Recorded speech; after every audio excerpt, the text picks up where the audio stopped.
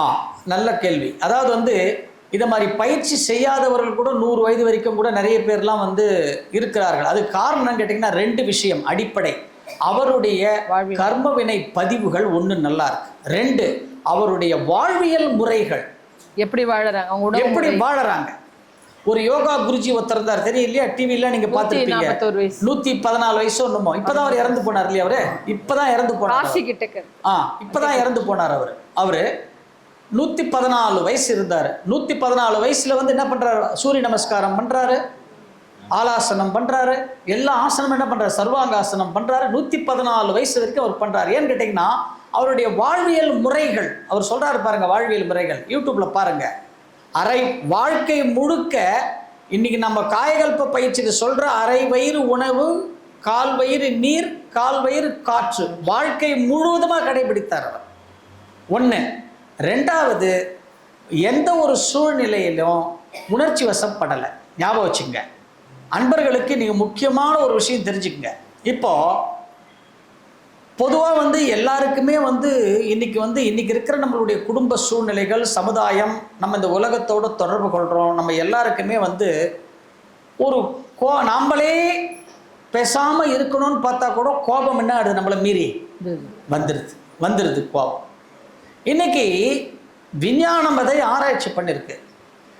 ஒருத்தர் கோபப்பட்டாங்கன்னா இப்போ சாதாரணமாக வந்துங்க உடல் செல்கள் நம்மளுடைய புலன்களை வைத்து, கர்ம இந்திரியங்கள், ஞான இந்திரியங்களை வைத்து உடல் செல்கள் என்ன ஆகும்? தினமும் செலவு செய்யும் பொழுது உடல் செல்கள் தினமும் அழியும், திருப்பி என்ன ஆகுது? உற்பத்தி ஆகும். ஆனால் அதே உடல் செல்கள் ஒரு மனிதர் ஒரு நாளைக்கு நீங்கள் ஒரு முறை கோபப்பட்டால், ஒரே ஒரு முறை கோபப்பட்டீங்கன்னா நம்முடைய உடல் செல்களை 99,455 செல்களை நாமே கொலை செய்கிறோம். கிட்டத்தட்ட 1,00,000 செல்லை நாமளே கொலை பண்ணுறோம். இப்போ நாம் வந்து நம்மகிட்டயே விட்டுறோம். அவங்க மனசாட்சிக்கு கொஞ்சம் மனசுக்குள்ளே கொஞ்சம் யோசிச்சு பாருங்க. நம்ம ஒரு நாளைக்கு எத்தனை முறை கோபப்படுவோம்? அப்போ அத்தனை முறை கோபப்பட்டோம்னா அத்தனை லட்சம் செல்லு போச்சு.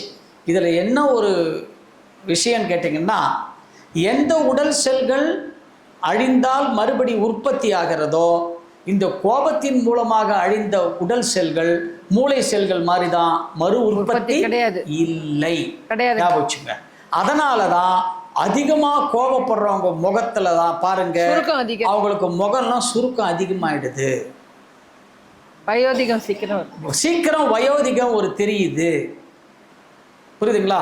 வாழ்வியல் முறைகள், நல்ல எண்ணங்கள், 2 உடற்பயிற்சி, இது 3 இருந்ததுன்னா 100 வயசு வந்து நம்ம வந்து எந்த விதமான, ஏன்னா நீங்கள் வாழ்வியல் முறைகள், நல்ல எண்ணங்கள் வந்துட்டாலே நமக்குள்ள இருக்கிற பதிவுகள் என்ன ஆகும்? குறையும். அதனுடைய தாக்கத்தை என்ன பண்ணுவது? குறைச்சிக்கிட்டே தான் இருக்கும். 10 கெட்ட பதிவு இருந்ததுன்னா அதுக்கு மேல் நீங்கள் தினமும் நல்ல பதிவு போட போட போட போட போட போட என்ன ஆகும்?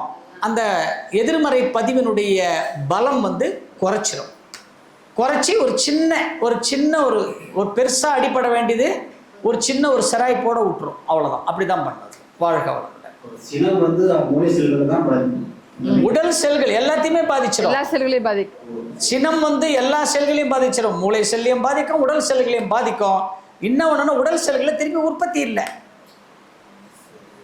உற்பத்தி கிடையாது. அதனால ஏன்னா நம்மளுடைய இறைவனால் படைக்கப்பட்ட இந்த உடலுக்குள்ள, இந்த உடம்புக்குள்ள இருக்கிற ஒரு ப்ரோக்ராம்ல கோபம் என்கின்ற ஒரு சிக்னலே கிடையாது, இல்லை, கிடையாது. நாம தான் அதை வந்து என்ன பண்றோம்? இந்த பதிவுகளின் மூலமாக அதை நாம தான் அதை வந்து ஏற்படுத்துகிறோம்.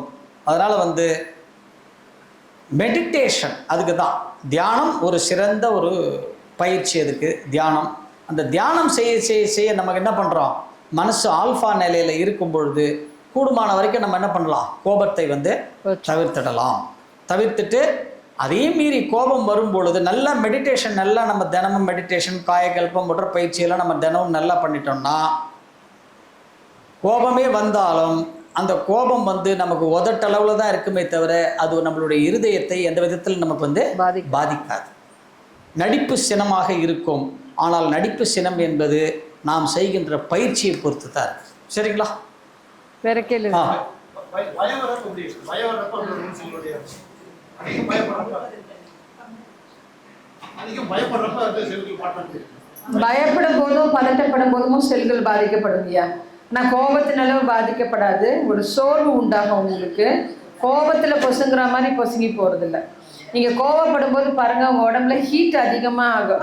உங்களோட உடம்புல உடல் சூடு அதிகமாகும். உடல் சூடு அதிகமானாலே ரத்தத்தோட டென்சிட்டி திக்னஸ் ஆகும். அதுதான் ப்ரெஷராக உங்களுக்கு கன்வெர்ட் ஆகி பிபிலாம் வருது, உங்களுக்கு ரத்த அழுத்தம்னு சொல்கிறாங்க. அப்போ ஹீட் அதிகமானாலே செல்கள் பொசுங்கும். ஆனால் நீங்கள் வந்து இப்போ பதட்டப்படும் போதோ பயப்படும் போதோ அந்த உணர்வு உங்களுக்கு ஹீட் அதிகம் ஆகிறதுல கொஞ்சம் சப்ரெஸ்ஸாக தாங்க இருக்கும். அதனால் கிடையாது. அதனால அதே மாதிரியா அன்றைக்கி ஆராய்ச்சி செய்ததில் இன்றைக்கி வந்து ஒரு மனிதனுடைய உடலில் இருக்கிற ரத்தம் சாதாரணமாக ஒரு உடலில் வந்து ஒரு உடம்புலேருந்து கொஞ்சம் ரத்தத்தை அப்படி எடுத்தோம்னா இளம் சிவப்பு நிறத்தில் இருக்கும் ரத்தம். கோபப்படும் போது கட் பண்ணி இது கோபப்படும் பொழுது கோபப்பட்டீங்கன்னா அப்ப ரத்தம் வந்து ரத்தத்தோட நிறம் கரும் சிவப்பாக மாறுது. அதுவும் ரிசர்ச்ல கண்டுபிடிச்சிருக்காங்க. கரும் சிவப்பாக மாறுகிறது. ஒண்ணு. இன்னொன்று தெரியுமா, இதை விட ஒரு பயப்படக்கூடிய நிலை என்னன்னா, சாதாரணமா வந்து ஒரு மனிதனுடைய உடல்ல வந்து பாத்தீங்கன்னா வந்து 98.6 ஃபாரன்ஹீட் நம்ம உடம்புல வெப்பம். அந்த வெப்பத்துல தான் இந்த உடல் இருக்கிறது. ஆனால் ஒரு மனிதன் கோபப்படும் பொழுது உணர்ச்சி வசப்பட்ட நிலையில பீக்கல பல்ல கடிச்சிக்கிட்டு பொருளை தூக்கி அடிக்கிறது, அந்த நிலையில இருக்கும் பொழுது அந்த இரத்தத்தின் கொதிநிலை நார்மல்ல இருந்து 10 மடங்கு அதிகரிக்கிறது. அப்படின்னு என்ன அர்த்தம் தெரியுமா? இந்த பக்கம் ஒரு இரும்பு ராடை ஒரு மிஷின்ல விட்டுட்டோம்னா ஒரு 900 டிகிரி ஃபாரன்ஹீட்ல இந்த பக்கம் விட்டோம்னா அந்த பக்கம் எப்படி வரும்? அது ஒரே ஒரு நெருப்பு கட்டி மாதிரி வந்து விழும். அந்த நிலைக்கு ரத்தம் போகிறது. இன்னைக்கு விஞ்ஞானத்தை கண்டுபிடிச்சிருக்காங்க அதெல்லாம். அப்புறம் என்ன பண்ணும்? அது நம்ம உடல்ல இருக்கிற உள்ளுறுப்புகளை என்ன பண்ணும்? அது அப்படியே பொசுக்கிடும். முக்கியமா முதல்ல எதை பண்ணோம்? ஜீரண மண்டலத்தை தான் ஃபர்ஸ்ட் அடிக்கும். ஞாபகம் வச்சுங்க. கோபம் அதிகமானாலோ கவலை அதிகமானாலோ முதலில் கெடுகிற உறுப்பு நம்முடைய ஜீரண மண்டலம். ஜீரண மண்டலம் போயிட்டாலே போச்சு. ஏன்னா சப்தத்தாடுகள் பிரியறதுல என்ன வந்துடுவாங்க? குறைபாடு வந்துடுது. அப்போ சப்தத்தாடுகள் சரியான முறையில் பிரியலைன்னாலே பிரச்சனைகள் வந்துடும். நாம் உணவு சாப்பிட்றதே ஒரு நல்ல மைண்டில் சாப்பிட மாட்டோமே. நீங்கள் ஒரு கஷ்டத்தில் இருக்கிறீங்க, சாப்பாடு சாப்பிடுன்னு சொன்னால் உங்களுக்கு சாப்பாடு இறங்குமா? உங்களுக்கு இறங்காது. ஏதோ மைண்டில் கடமைக்குன்னு சாப்பிடுங்க. ஒரு கோபத்தில் இருக்கிறீங்க, சாப்பாடு சரியான சாப்பிடுவோமா? அப்போது நாம் சாப்பிட்ற உணவில் கூட நம்முடைய எண்ணம் வந்து ஒரு முக்கியமான ஒரு ரோல். அதனால் அது வந்து எது நாம் கொஞ்சம் நமக்கு நாமே கொஞ்சம் செல்ஃப் அனாலிசிஸ் பண்ணுங்கள். எதனால் நம்ம பயப்படுறோம்? என்ன காரணம்?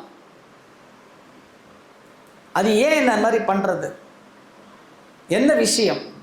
எங்கே நமக்கு பிரச்சனை பண்ணுறோம்? என் தப்பு இருக்கா? இல்லை, கொஞ்சம் நம்மளை நாம என்ன பண்ணணும், கொஞ்சம் டியூன் பண்ணிக்கிட்டோம்னா நல்லா ஆகிடும். நமக்கு ஒன்றும் பிரச்சனையே இல்லை. எல்லாம் வாழ்க்கை வளம்.